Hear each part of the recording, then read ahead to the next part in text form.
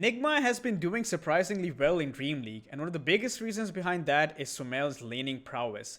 I watched SumaiL play Puck versus Mikoto Storm, and his thought process quite literally blew away my mind. He does things I could never think of in the moment.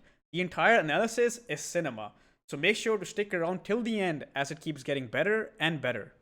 Alright, so first things first, SumaiL is using his orb, which is quite standard. If you play Puck, you should know this. So the idea is that Puck is probably the only hero in the game who can skill something at level 1 that is useful in the lane and also provides mobility for him to plant this ward early on. Usually the only way that the enemy mid laner can plant a ward at the same pace is by smoking, but in pro games they don't smoke this early on because they've set up a meta that they're going to smoke 20-30 seconds before bounty runes. So as a result, SumaiL gets a free observer ward on their high ground. Very unlikely this is going to get dewarded, and then right after that, SumaiL goes inside the tower range of the enemy. This is because let me just show you the enemy's perspective. So if you look at from their perspective, the tower cannot see SumaiL. The only way that the tower can see SumaiL is if the tower has vision, and the only way the tower can have vision is if the enemy has planted a ward. So what SumaiL is trying to do here is check whether the enemy has a ward or not. Since the tower does not attack him, he knows that the enemy does not have a ward. And now he's just chilling here, waiting. And then he has this information that, oh, I see two heroes, and he just keeps sticking around. They can't see him, by the way. Only he can see them because of this vision. So he's just chilling here, waiting. And then if you look at this guy's inventory, he has a smoke. So they plan on smoking, and SumaiL can probably check this by looking at the inventory, of course, and he's probably doing that. He's just still chilling. And then as soon as he sees that they used a smoke, look at what he does. He puts his orb behind and then goes a bit inside the tower range, and then he breaks the smoke on the Shadow Shaman. And now as a result, they cannot make a move anymore. And let's see if Nigma makes a move, but it seems like they probably won't because they're not S5. So they're just chilling. They're going to settle for probably 2 bounties. Both teams are going to settle for 2 bounties, which is what happens. They get 2 bounties. Now SumaiL is going to go and block, which is quite standard. Okay, so before we get into this whole laning phase, I just want to mention a few things. Key things that most of you probably might not know, but there are some mechanics in the lane that are very crucial to understand. So the number 1 mechanic for laning, especially in the mid lane, is the prioritization system. So what is the prioritization system? It's knowing when to last it, when to deny, and when to harass the enemy. If you fuck these things up, then you will probably lose the lane. And these are basically your clicks in the lane. Let's just say there's a moment where you're supposed to last it, but you right click the enemy, and as a result, you missed the last hit. In that case, you fucked up. That's just how it is. So the priority is pretty simple. I've done videos on it as well.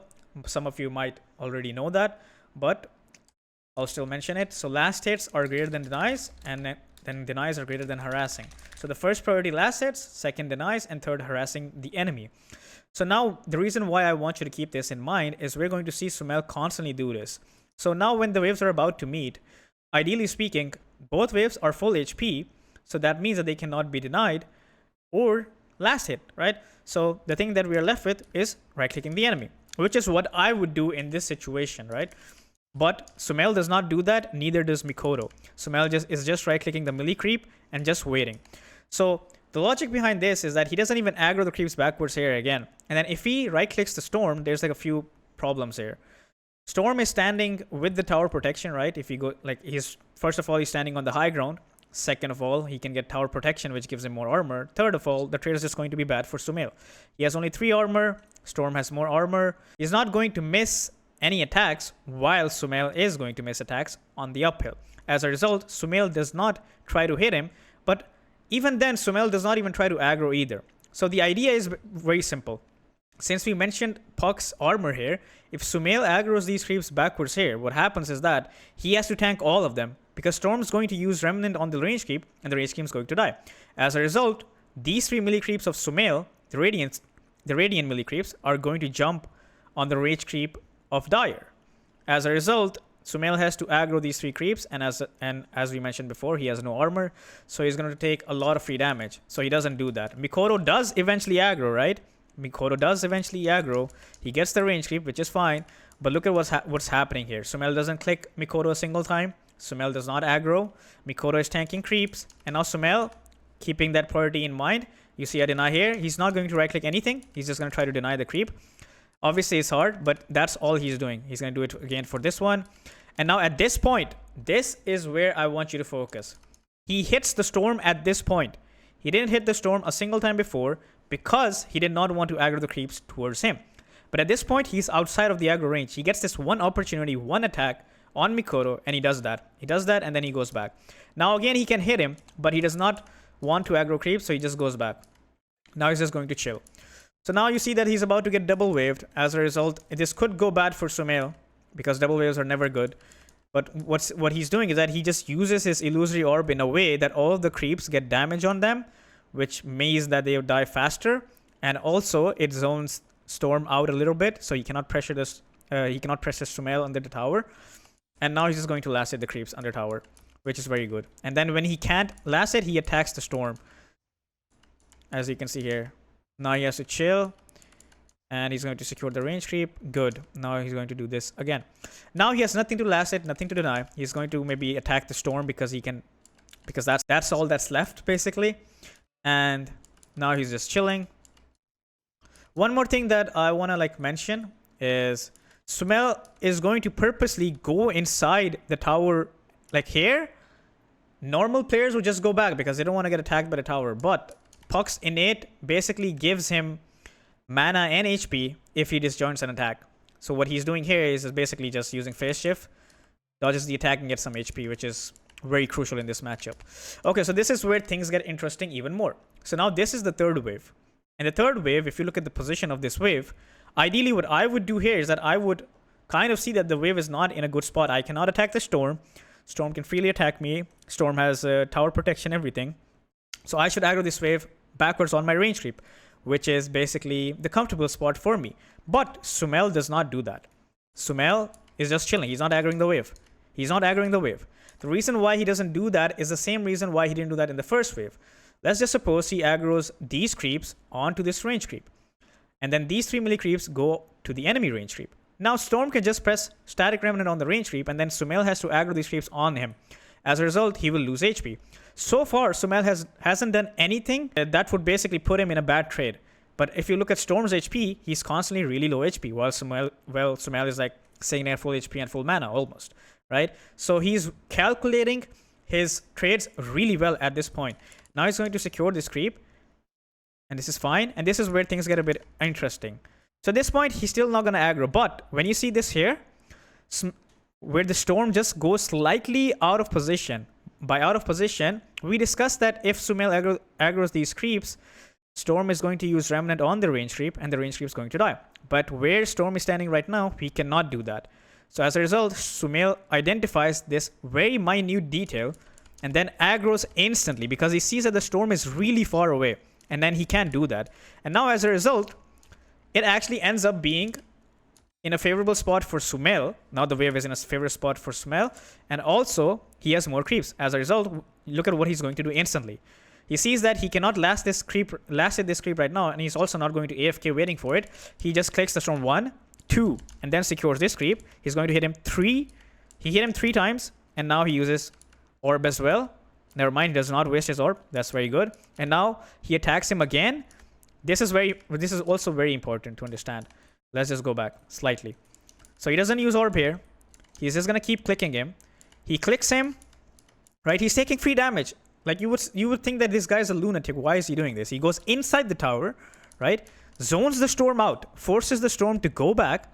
As a result, he gets the phase shift charge, right? And then Storm is out of position, so he cannot secure this creep, and he gets a free deny on top of that. This is really high skill gameplay going on here. And now again, he can aggro the creeps, and he does that because Storm is out of position, and Storm cannot press Remnant on the range creep. And then as a result, he set up 2 creeps, uses Orb, and now also the thing is that he does want to push in the lane because of the water runes. He wants to steal the water runes and not let the Storm do it. And now, even though this got denied, SumaiL is fine. Now he's going to use the Orb towards top, basically trying to secure both runes. He understands that he cannot reach this in time. He denies it, goes towards the top rune, and kind of technically gets both. So when you look at these lasses, you're going to be like, okay, there's not that big of a difference.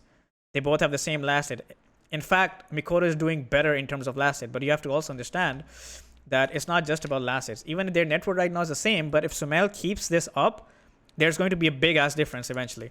Before we go further, I just want to mention that if you want me to break down your gameplay in a similar fashion and help you improve, I offer paid coaching that you can check out on my website PainDota.com. The reviews you can see on the screen. Apart from that, I do a lot of analysis like this in my private community called Dota Academy. It is a monthly subscription, but for a limited time, we are offering a one-time payment to get lifetime access, so make sure to check that out. It's a really, really good deal. Other than that, do follow me on Twitch, where I'm streaming almost every day. Now back to the video. So now SumaiL is going here again. He's not going to attack for the same reason. He attacks eventually when... So these small things SumaiL does really well. Just notice this. He walks up here, doesn't attack him instantly, but when he sees that Storm is posturing backwards at this exact point, he hits him, because now the Storm cannot attack him again. Like, Storm cannot attack the puck again because he's not in position. And now he's just pushing the wave in, aggroes backwards, secures the creep, and again, now he's just chilling, uses orb, whatever. Now he's going to pressure him inside tower. This is very good. This is what SumaiL wants. Again, standing inside tower on purpose to use Phase Shift for HP and mana. And now he's just chilling.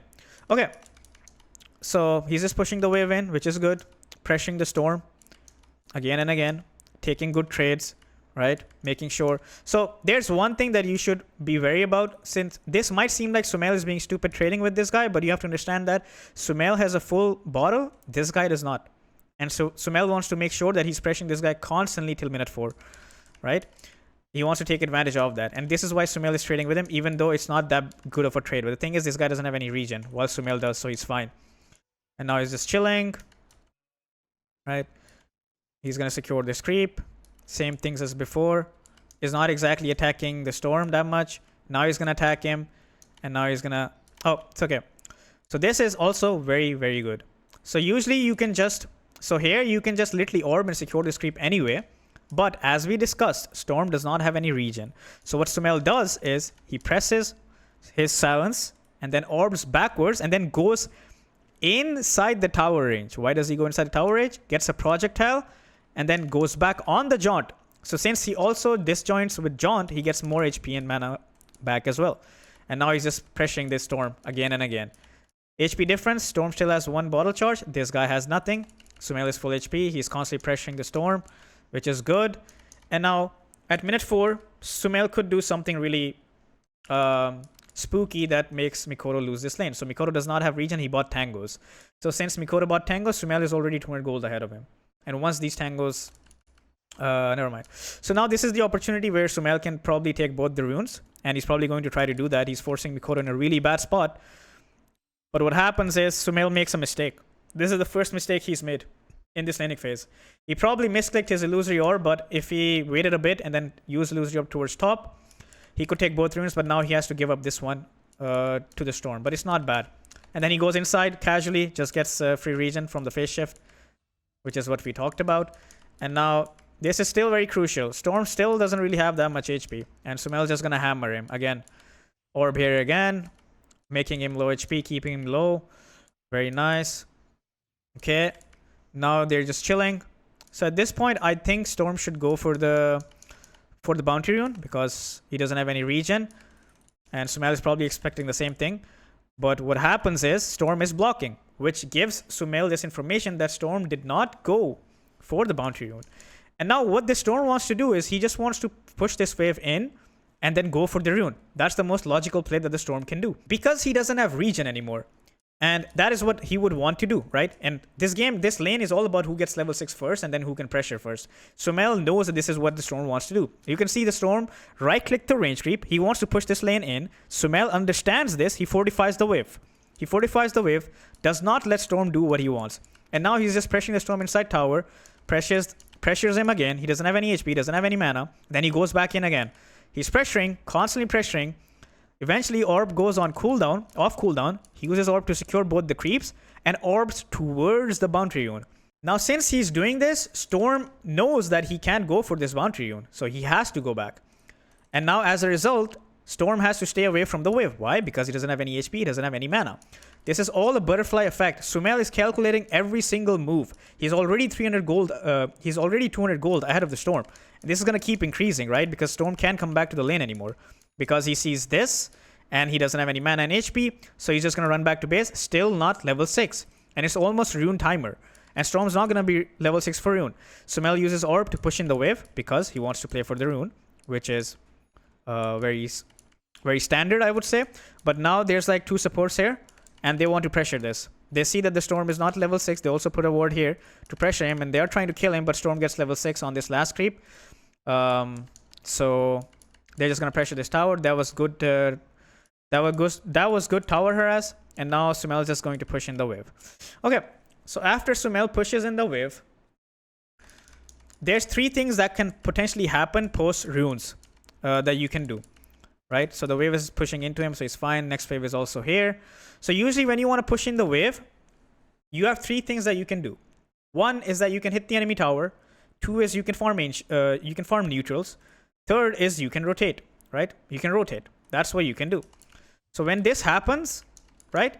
SumaiL kind of knows that, okay, if he tries to pressure this tower, he could possibly die to Storm plus 1 TP or whatever, right? Something like that. So he doesn't want to pressure this tower. Secondly, he wants to look to rotate. So when he looks at top, that's the only information that he has. But Bloodseeker is already rotating top. So he might be thinking that, okay, they can just kill him anyway. Right? So he thinks that, okay, I don't want to rotate. So he's going towards the jungle to farm. They miss out on the kills or whatever.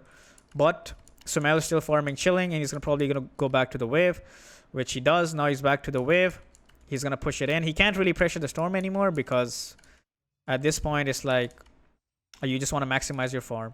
So now this is also an opportunity where he can rotate, but he doesn't see anything. And there's also a rune timer in 20 seconds, so he doesn't want to do that. Now he's just chilling, pushing in the wave, same as before, using Orb preemptively, so it's off cooldown next time. And now he's going to go for the top rune. He goes for the top rune, doesn't get the rune. And can he rotate?